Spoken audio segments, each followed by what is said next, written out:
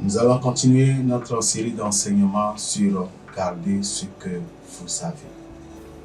Gardez ce que vous avez. C'est ça? Gardez ce que vous avez. Gardez ce que Dieu vous a donné. Protégez ce que Dieu a caché en vous comme talent. Nous allons souligner un aspect très particulier ce jour pendant quelques minutes. Ma prière est que l'Esprit Saint touche quelqu'un qui est en train de nous suivre. Et ne manquez pas de partager cette vidéo avec vos amis. Invitez-les à suivre. C'est un moment d'édification, un moment où, au cours duquel l'Esprit Saint va encore nous redynamiser. Il va booster notre foi, il va ouvrir nos yeux. Il va encore illuminer les yeux de notre cœur. Nous avions parlé de ce que nous devons garder. Hier, on avait mis un accent particulier sur cette femme veuve d'un prophète défunt qui était mort avec une dette qu'il a laissée derrière lui. Et cette dette a failli coûter cher à ses deux fils héritiers et ils ont failli être des esclaves du créancier. La dame était allée voir l'homme de Dieu et heureusement que la solution était cachée dans la vie du prophète Élisée et ils ont eu un gain de cause. Ce matin, nous allons retourner toujours dans la Bible de Genèse. Moi, j'ai particulièrement aimé les deux premiers chapitres du livre de Genèse. Genèse chapitre 2. Nous sommes toujours au niveau du chapitre 4. Si nous arrivons au 6e jour de la création, où Dieu a créé l'homme, nous allons particulièrement lire le verset 28e du chapitre 1 du livre de Genèse. Le verset 28e et 29e, les versets bien sûr. Donc Genèse chapitre 1, verset 28 à 29, la Bible dit: Dieu les bénit et Dieu leur dit: soyez féconds, multipliez et remplissez la terre et l'assujettissez et dominez sur les poissons de la mer, sur les oiseaux du ciel et sur tout animal qui se met sur la terre. Et Dieu dit: voici, je vous donne, alléluia, tout herbe portant de la semence et qui est à la surface de la terre, et tout arbre ayant en lui du fruit d'arbre et portant de la semence, ce sera votre nourriture. Ici, je vais prendre le dernier mot, parce que Dieu, lorsqu'il a créé Adam et Ève en esprit, il leur a donné 5 pouvoirs.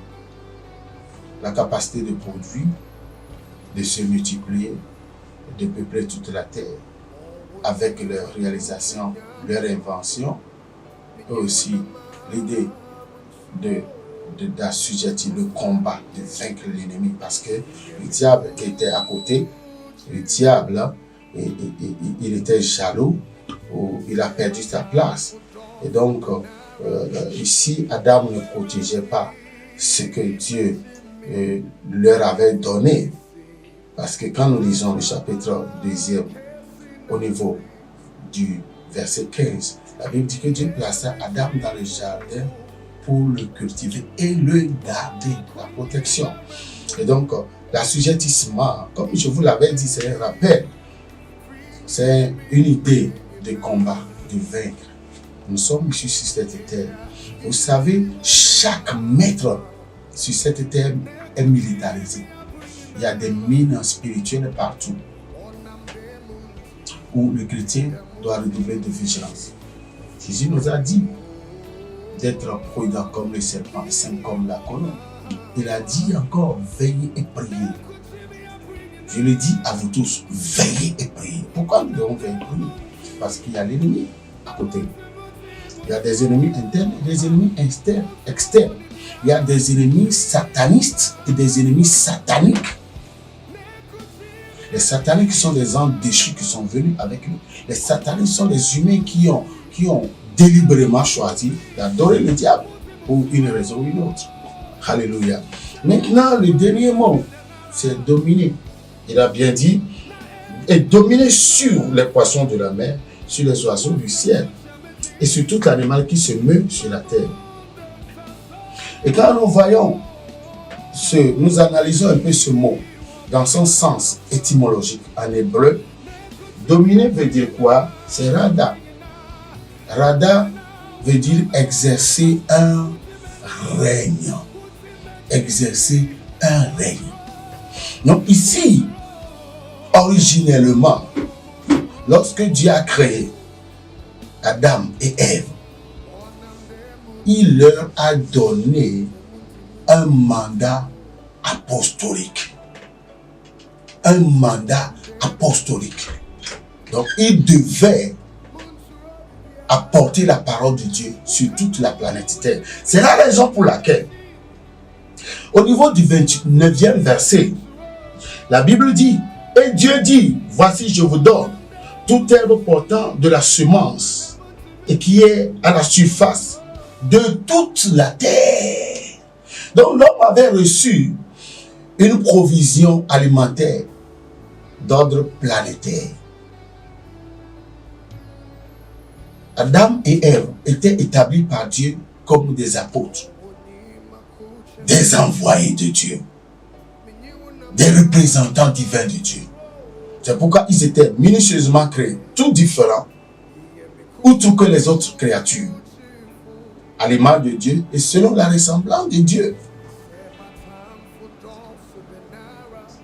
Qu'est-ce que nous allons faire ressortir de ce point, bien-aimé?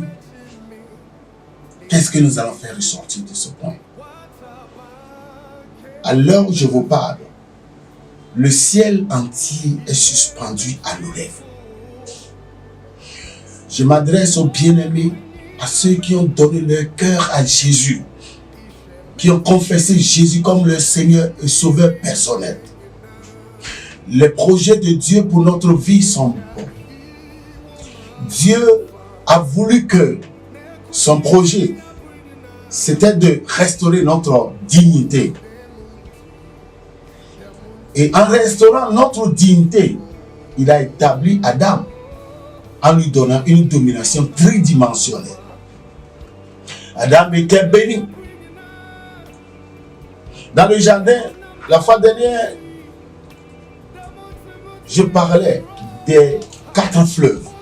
Si vous lisez bien sûr Genèse 2, verset à partir du 10e, en allant, on a parlé du premier fleuve qu'on appelle Pishon. Pishon veut dire sur l'abondance. Et le territoire qu'il a irrigué, c'est un territoire qu'on appelle Avila. Et ce territoire avait de l'or pur, de pierre d'onyx, qui est le diamant, et le bdellium, qui est le pétrole. Le second fleuve, c'est Gihon. Ce qui veut dire s'élever au-dessus. Quand tu as le pouvoir financier, ce qui va suivre, c'est d'exercer son influence, s'élever au-dessus. Gihon, qui a entouré tout le pays de Couche. Couche, c'est l'Éthiopie, c'est l'Afrique. Et une grande partie de l'Afrique faisait partie du jardin d'Éden. Le troisième fleuve, c'est Hiddekel, ce qui veut dire la communion, l'adoration, l'intimité de Dieu. Le quatrième fleuve, c'est Euphrate, qui parle de la grande civilisation, la technologie, ce que nous sommes en train de voir chez les Blancs. Alléluia. Adam était créé grand. Adam était né grand. Et il avait des potentiels en lui. Alléluia. Aujourd'hui, nous devons comprendre que si Dieu veut nous bénir, si nous voulons être bénis, il n'y a pas de magie. La chose est très simple. C'est là où j'aimerais encourager les bien-aimés. Vous pouvez prier pour vos bénédictions. Vous pouvez prier, demander à Dieu, bénis-moi, fais-moi ceci et cela. Mais il y a un shortcut. Alléluia. Il y a un raccourci. Il y a un raccourci.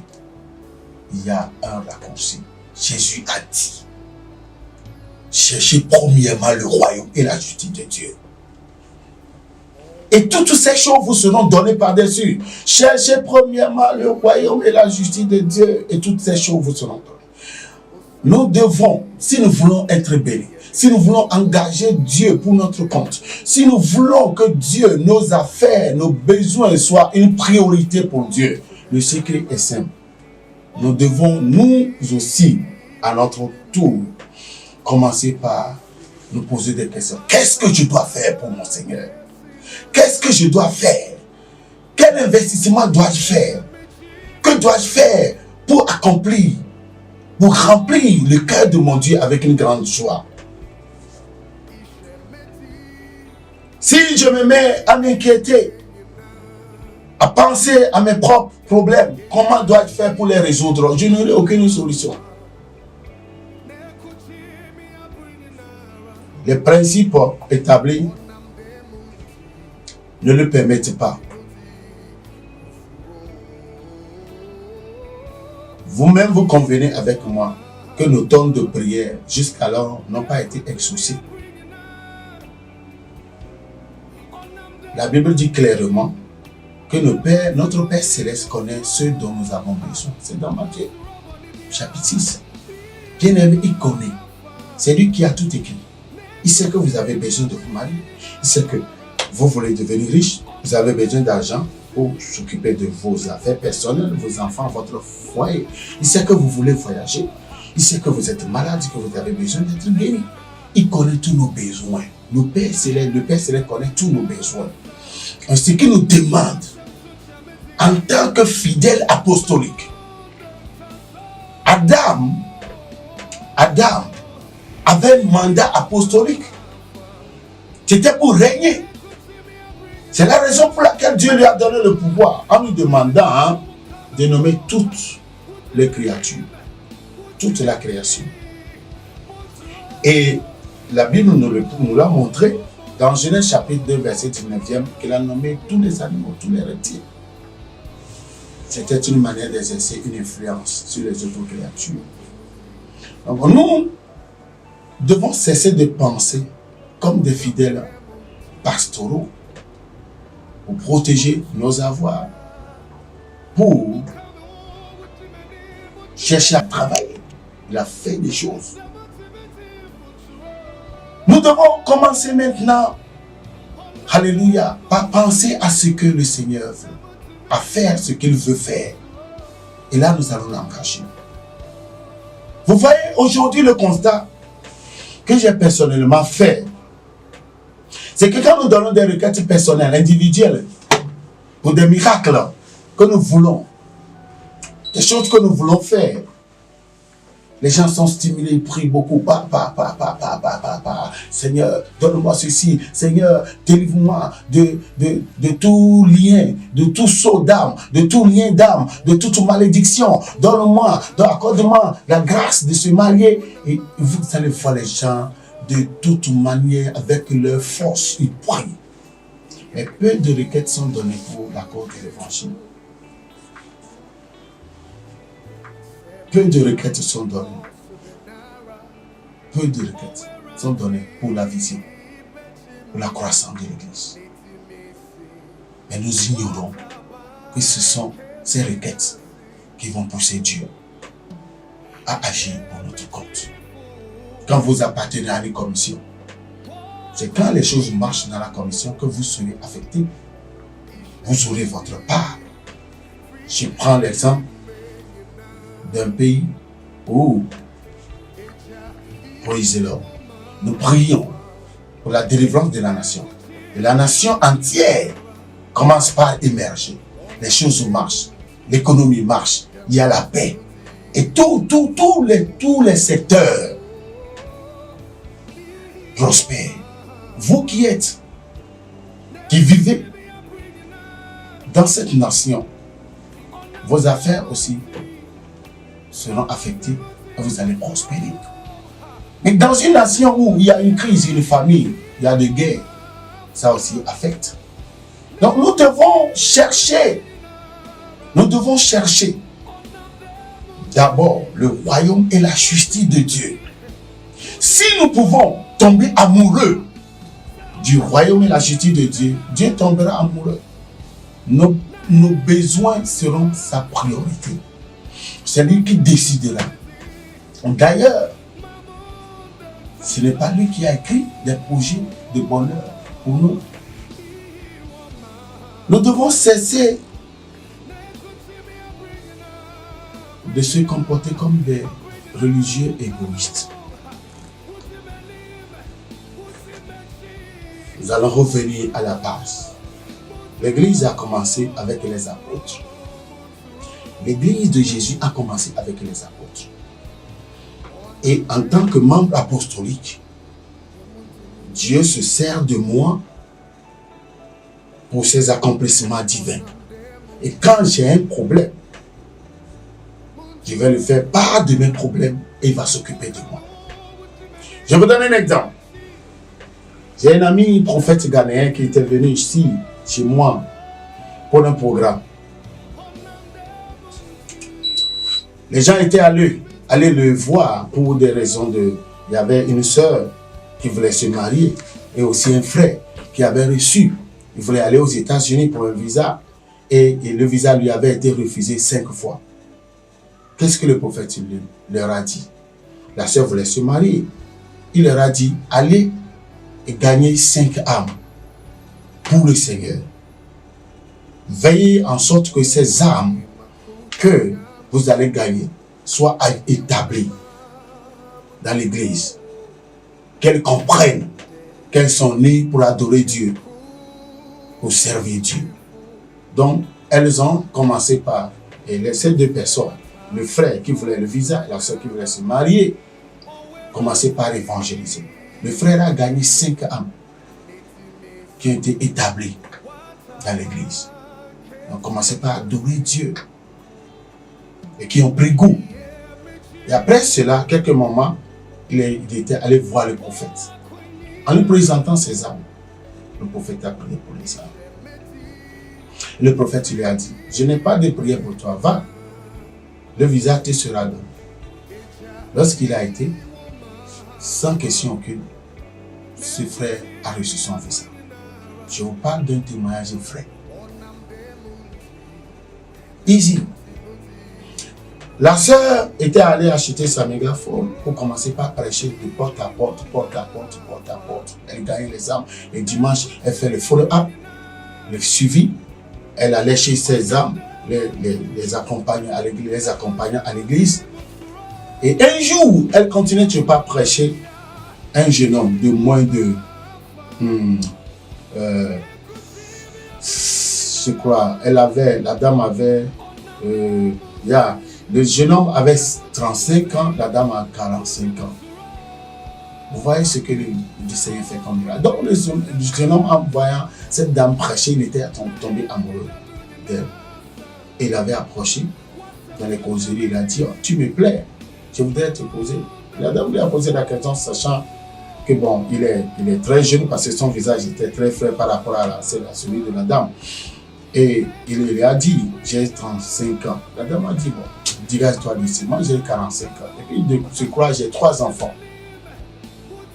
Le jeune homme a dit, c'est ça là, ces détails-là m'importent peu. Moi, quand je t'ai vu, mon cœur m'a dit que c'est toi que je devais épouser. La dame l'a repoussé. Alléluia. La dame l'a repoussé. Praise the Lord. Alléluia, alléluia. Et le jeune homme était obligé de se reculer et en la traquant de loin jusqu'à ce qu'il ne découvre sa maison. Il était allé dans la maison pour lui dire qu'il est sérieux.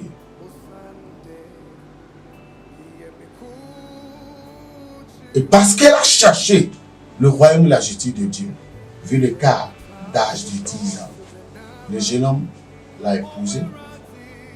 Il a accepté ses 3 enfants comme ses premiers fils. Le jeune homme était venu de la Grande-Bretagne. Alors je vous parle, cette femme et ses 3 enfants certainement, ils auront d'autres enfants. C'est ce que le Seigneur fait. Si vous voulez que le Seigneur accomplisse de grandes choses dans votre vie, commencez par faire de grandes choses pour le Seigneur. C'est le deal, c'est la semence. Adam avait une mission d'exercer un règne. Et chaque chrétien est appelé à s'occuper de sa Jérusalem, sa Judée, sa Samarie, sa Judée et les extrémités de la terre.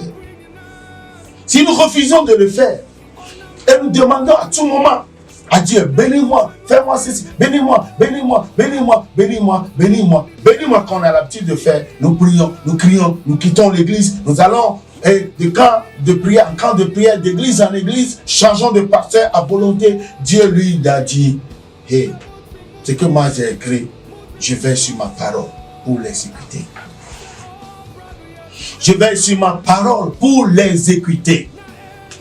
Pourquoi nous décourageons-nous? C'est parce que nous n'avions pas compris les Saintes Écritures. Jésus lui-même a dit, cherchez premièrement le royaume et la justice. Et tout ce pourquoi les autres se tuent pour en avoir, easily, facilement, je vous le donne. Est-ce que c'est compliqué? Nous devons tomber amoureux. Nous devons être addictés du royaume de Dieu. Les affaires de Dieu nous concernent. Jésus n'a plus un corps physique. Il nous a pris. Si quelqu'un voudrait voir Jésus, c'est nous. Parce que c'est nous qui le transportons. Nous devons nous lever pour gagner. Et ça, bien aimé, le triste constat aujourd'hui est quoi? L'islam a plus de 2 milliards d'âmes. 2 milliards d'âmes. L'islam est venu 7 siècles après le christianisme. Le catholicisme romain a 1 milliard 200 millions. L'hindou et le bouddhisme, ils ont 2 milliards. Ça fait 5 milliards 200 millions. Mais si nous disons que nous sommes des chrétiens charismatiques, des chrétiens qui parlent le Holy Ghost, on parle en langue, tout ça là, il reste seulement, regardez, si nous avons actuellement 7 milliards 200 millions comme population, combien de milliards il reste? 2 milliards. Combien de milliards l'église évangélique aura-t-elle réclamé comme âme gagnée pour Jésus? On n'a pas encore 2 milliards. Après 2019 ans de travail. Parce que les chrétiens, fais-moi ceci, fais-moi cela. Et nos messages les poussent à se comporter comme ça.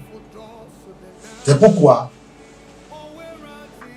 après la mort des premiers apôtres, le diable a tout fait pour les éliminer.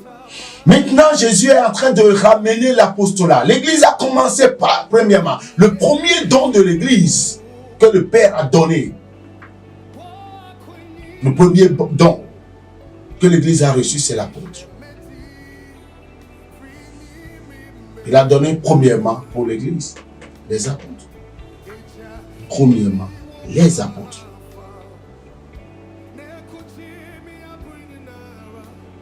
Parce qu'il n'y a pas d'ordre. Parce qu'on fait ce qu'on veut.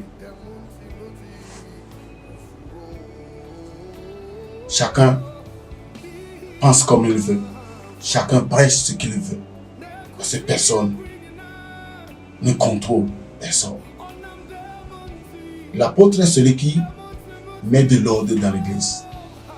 Il établit la doctrine. Il corrige. Il sanctionne. Et tous les fidèles apostoliques, si vous lisez les 2 premiers chapitres jusqu'au 5e, chapitre 1, jusqu'au 5e du livre des Actes des Apôtres, vous allez voir comment est-ce que l'église de Jérusalem s'était comportée. Les membres avaient compris.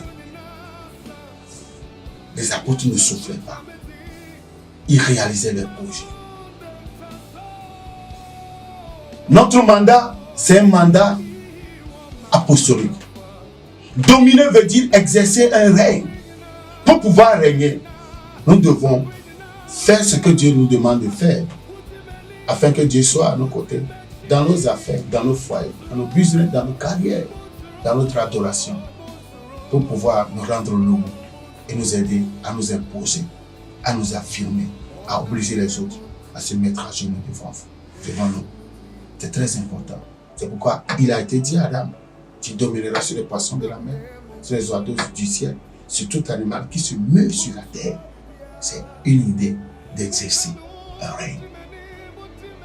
C'est d'exercer son règne. Le règne, la domination, s'acquiert, ça se cultive,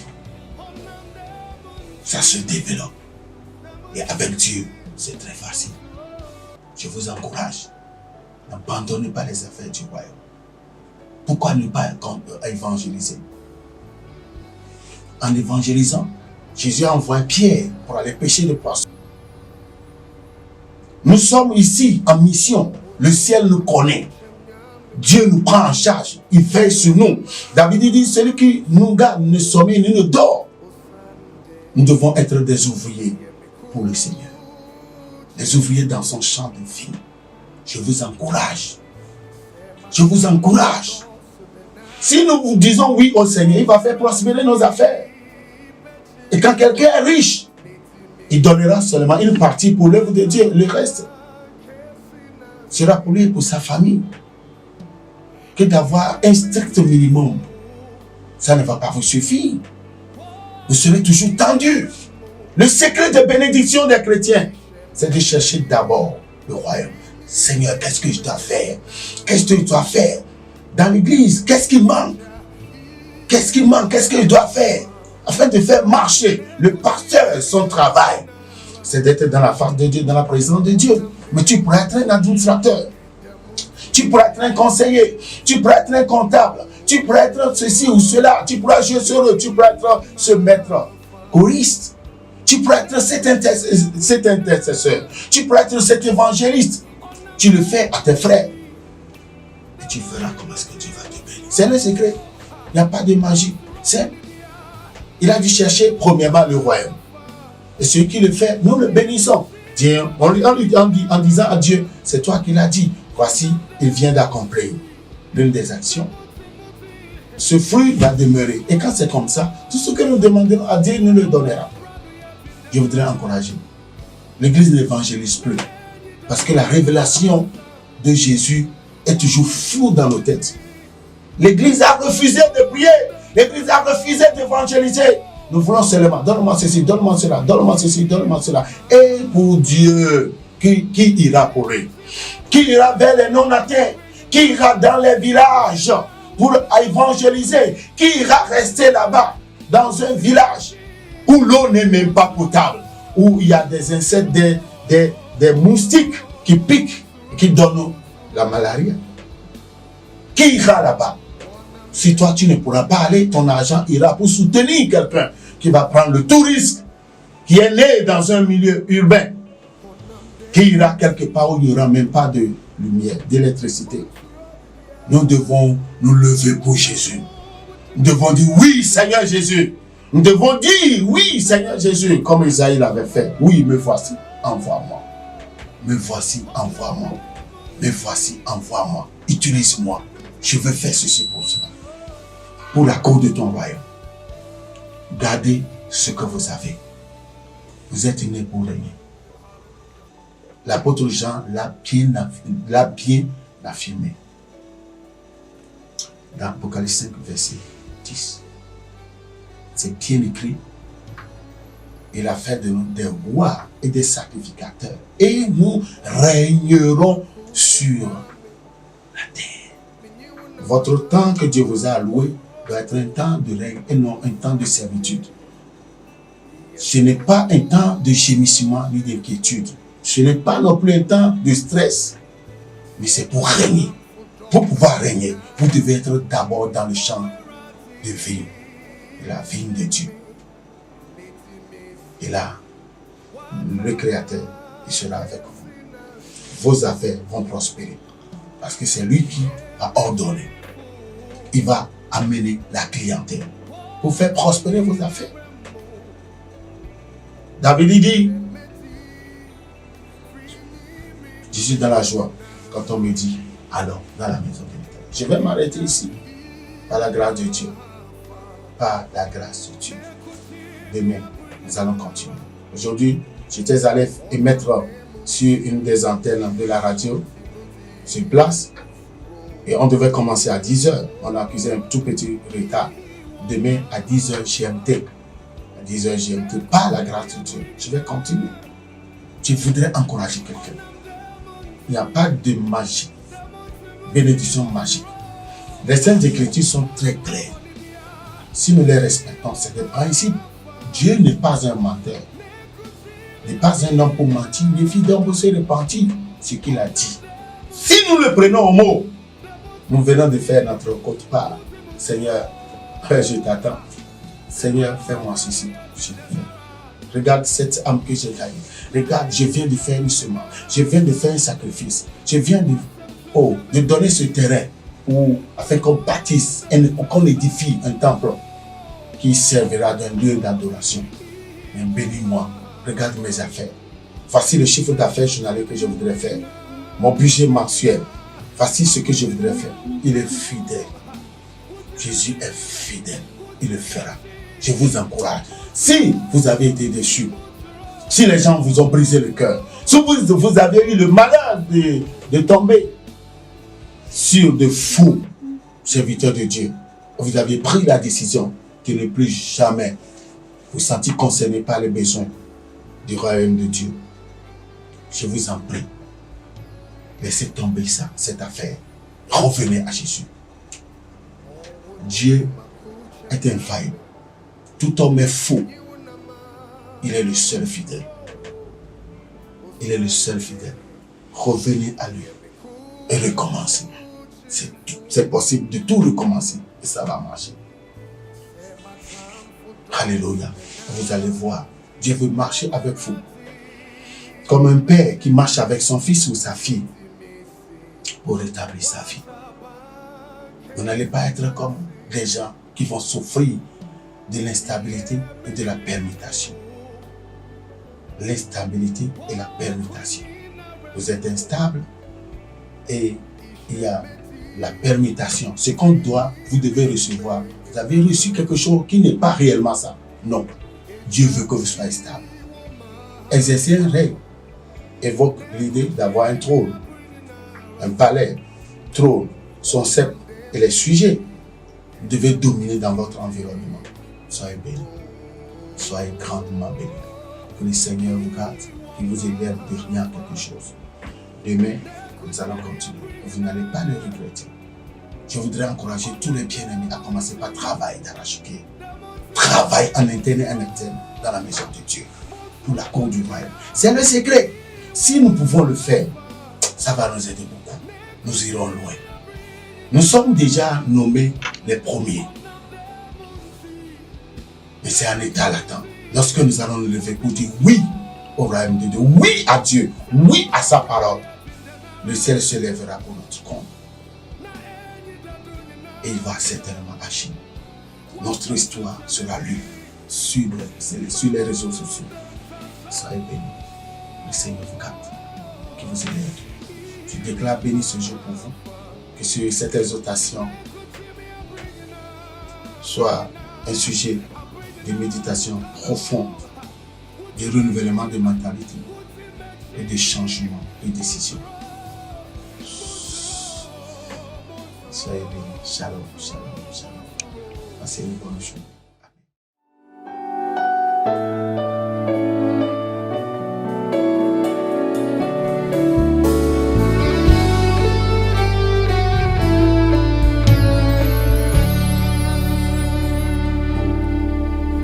Owoni makuchem nyame minyiwuna mamunsuro osande iye mikuchifu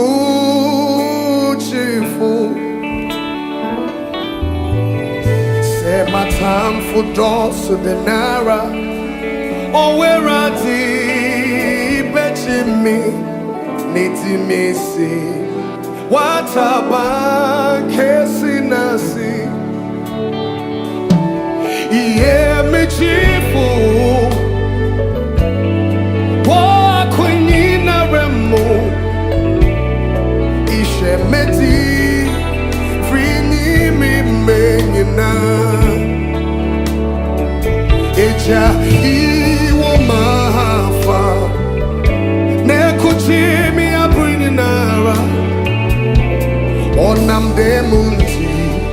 Demunti nuti